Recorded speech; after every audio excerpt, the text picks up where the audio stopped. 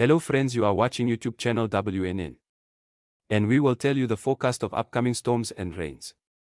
If you want to get all weather information instantly, for this you should subscribe our channel and watch the weather news. If you like our video or if you get any benefit from it, please subscribe to the channel. Thanks. Tropical Cyclone JUDY 2023 last modified. 2100 hours the 1st of March. 2023 UTC Cyclone JUDY 2023 JUDY 2023 This is a dangerous system. Damaging winds, heavy rainfall, storm surge, rough seas, mudslides, and flash flooding are all possible risks. JUDY is located 81 kilometers north-northwest of Port Vila, Vanuatu, and has moved southward at 24 kilometers per hour, 13 knots, over the past 6 hours. JUDY continues to track southward. Though as mentioned, recent satellite imagery suggests it may be slowing down a bit as it approaches Port Vila. The system is expected to continue southward as it rounds the axis of the steering ridge, and either pass just a hair west of Efate Island, or make landfall directly on the island, within the next 6 to 12 hours.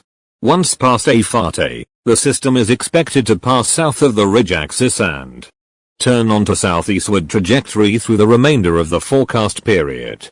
In terms of intensity, JUDY has at most another 18 to 24 hours of friendly conditions before things get nasty. While the mid-level shear continues to be an issue, high-resolution models suggest that the rapid development of inner core convection should help push back against this shear over the next 12 hours. The improvement in upper-level poleward outflow will enhance the reduced mesoscale shear, allowing the system to continue to rapidly intensify over the next 12 hours. The pace of intensification will slow after 12 hours as deep layer westerly shear starts to increase, and sea surface temperatures start to cool.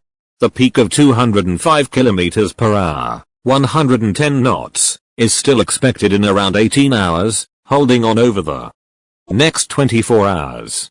After this point however, things begin to drastically change.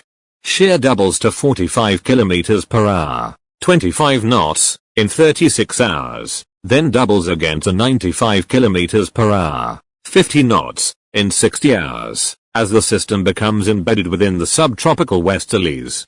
In 36 hours, sea surface temperatures drop below 26 C, and the system begins to merge into a phase with a sharp 500 hPa baroclinic trough, marking the start of subtropical transition. STT.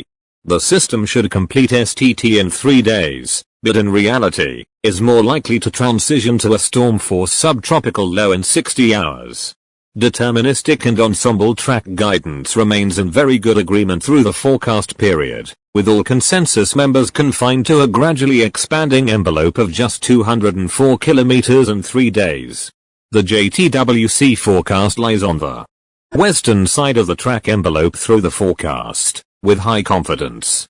Intensity guidance is mixed, with the COMPS TC, both GFS and NAVGEM, and the GFS guidance suggesting the system has already peaked and will weaken steadily from here to the end of the forecast.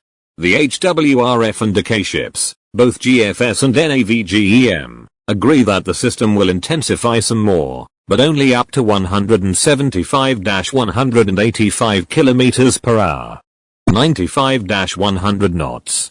Meanwhile, the COMPS TC ensemble shows a moderate, 40%, probability of rapid intensification in the next 6 to 12 hours, and the Reaper and RI-25 RI-35 rapid intensification, RI, aids continue to fire. The JTWC forecast anticipates emergence of a warm eye feature, and thus bites on the RI guidance, tacking the intensity up along the Reaper trend but peaking about 20 knots slower than the Reaper. Peak intensity.